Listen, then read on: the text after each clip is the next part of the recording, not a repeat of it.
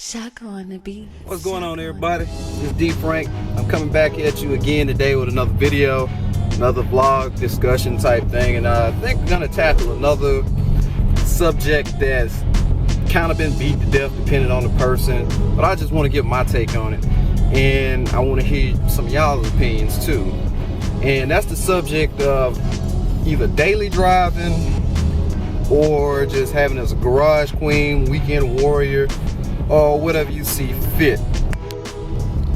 So as you may or may not know, back a little bit after I got this car, I unwillingly turned it into my daily driver for about 6 months back in 2016 before I was involved in a wreck. And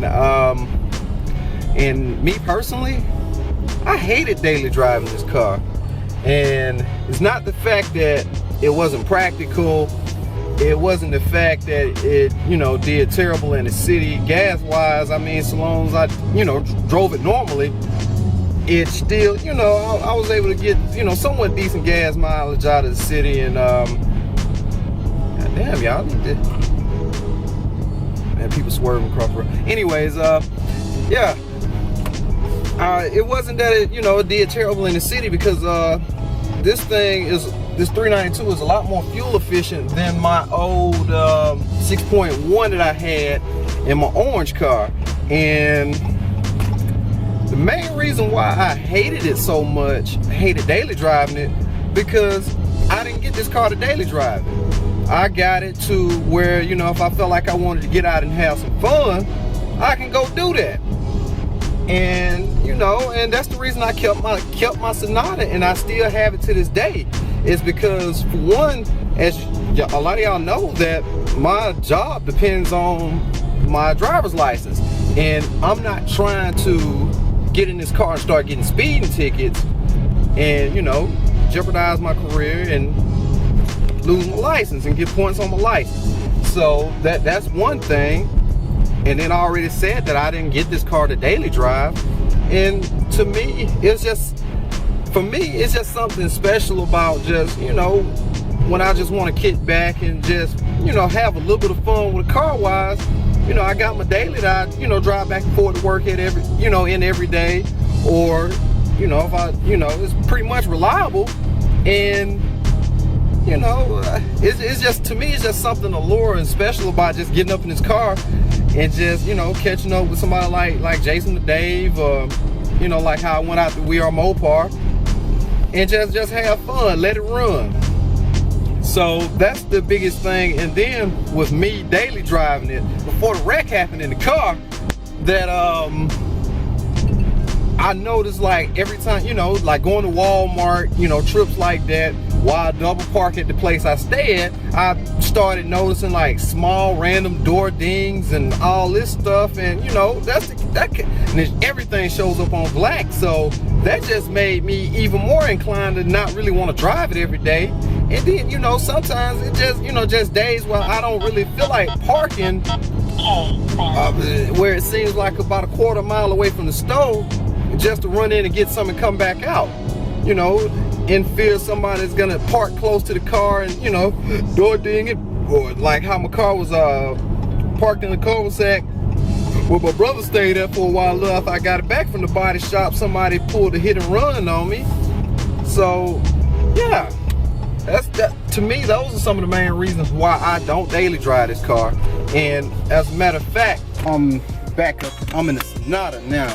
And another good thing why I would want to say why I don't like to daily drive the Scat is because my Sonata's been my go-to vehicle ever since July 2010. That's when I first got it. I was still in the military, stationed in Colorado, and it's pretty much been my go-to vehicle ever since. It's paid off. It still, relatively, even tongue tied. Miles ain't too bad for being, for being a 2009. It's sitting at a low of 174,000 right now. And my older brother got a friend that he works with. As a matter of fact, fun fact, my older brother works at the plant that makes the Sonatas down here in Alabama. Shout out to them. But yeah, he has a buddy that has a, I want to say a 07, kind of sort of the same body style as mine, and it's still rolling well over 300,000 miles straight. And then this could tie back into me having the ScatPack as well. I just got dropped off where I worked at to get back in this car, because when I drove to work this morning, it started up just fine. When I was getting ready to get off, the started acting like it didn't want to click over, so I got dropped off at my place, and I got up in the Scat and I came down here thinking I was going to need a tow truck to tow it back home. And no sooner I got down here, some told me to try to start it up again, and yeah, it started up. So I canceled the tow truck, and what I'm going to do is take it to my brother's house. I'm going to park the car over there, just for the simple fact that we're going to probably just go ahead and pull the starter off and just get, you know, just more than likely get a new one. And another good thing about having another car as a daily versus, you know, using the Scat or whatever as, you know, as your daily. A couple days ago, even I have moments where I become a stupid driver. I was at Walmart about to get ready to pull out, and well, pull out in traffic. Another car was coming out of a lane that, you know, that doesn't stop. I had a deer in the headlight moment. I turned out, I oversteered on the turn, and I caught the curb with my wheel, and it messed up the hubcap on here. So, hey, yeah, you see that right there? Not landing over there, playing, revving the engine up. But yeah, you see that? That's another reason why I'm glad I had this as my daily driver.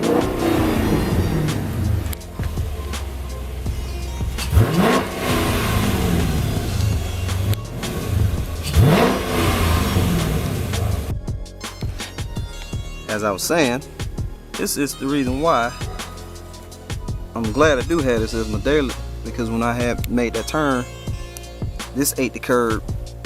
I'd have been mad if it would have been one of them wheels on the ScatPack.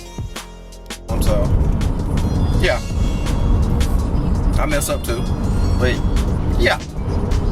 Piggybacking off my Hyundai Sonata situation, why it is good to have a second car in a, you know, in a situation where if your daily driver goes down, you have something, you know, that you could drive around as a backup. I'm in this situation, I'm not using this car as my backup, even though I could, but thankfully my brother has a couple vehicles around his place that I could, you know, use and drive until I get a starter for my Sonata. That's what's going on with it. The starter then went out. When I go and start it, sometimes the flywheel will catch where it actually starts, but it's starting to get to the point now where it's more of a liability to just drive it. So what I'm gonna do here is just go online, order me a starter, get my starter replaced in my daily. And the cool thing about that is, I would say one thing about having that car as my daily is my Sonata. I got that car when I was still in the military. It was the first vehicle I ever got. And only thing that sucked was it probably was right around this time, 7 years ago, 2010, after I got the car, the starter decided to go out then. And it was under warranty then, so they fixed my car on a warranty. And yeah. That was the end of that situation. So I got my car, got a replacement starter put on it at that point, and I was back rolling. And so now the car is sitting at like 174,000 miles, give or take. I won't be surprised they just put a refurbished starter on that car at that time. So I'm gonna just go and get me a brand new starter. Since my brother works at Hyundai, he knows where it is, and I'm gonna watch a couple videos online to gain access to it, to where I could possibly go and put the starter on myself. So that's what I'm gonna do and get my daily back rolling. And yeah,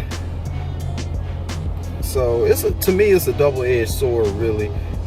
I don't feel you can go completely wrong daily driving your Challenger, Charger, whatever your dream car is set to be.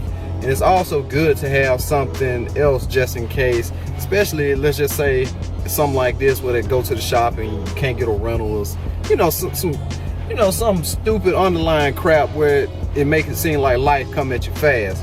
So I don't think you can go completely wrong. doing it by, you know, going about it that way. But me personally, I know what I got my car for. I didn't get it to drive it every day. And with the cold startup video that you've seen in the intro, before Saturday, when I had to, you know, get in this car and drive it because my starter went out of my Sonata, I haven't driven this car in almost tomorrow. Well, at the time that I'm recording this, that Tuesday would have made 2 weeks since I last drove this car. So yeah, I mean, that I know what reason I got this car for. So I mean, if you want, you can sit there and get mad. I really don't care, and I'm not gonna knock you if you want to get, you know, get whatever dream car that you sit, you know, want it to be. Go drive it till the wheels literally fall off, or you blow up the engine, or, you know, just drive it to your heart's content. As long as you know what you got your vehicle for and what reason you wanted it for, I don't feel you should go around knocking the next person for what they do or want to do with it. As long as they ain't trying to go out here and commit vehicular homicide or manslaughter, or, you know, or just trying to get it just for the simple, hey, look at me, I got this, that, and the third, and I supposedly got money, it's gonna make me cool. As long as you ain't getting it for no reason like that, I can't really knock you, man. So this is D Frank, just coming at you another quick little vlog, and yeah, I'm gonna try to catch up with y'all next time. Y'all take it easy.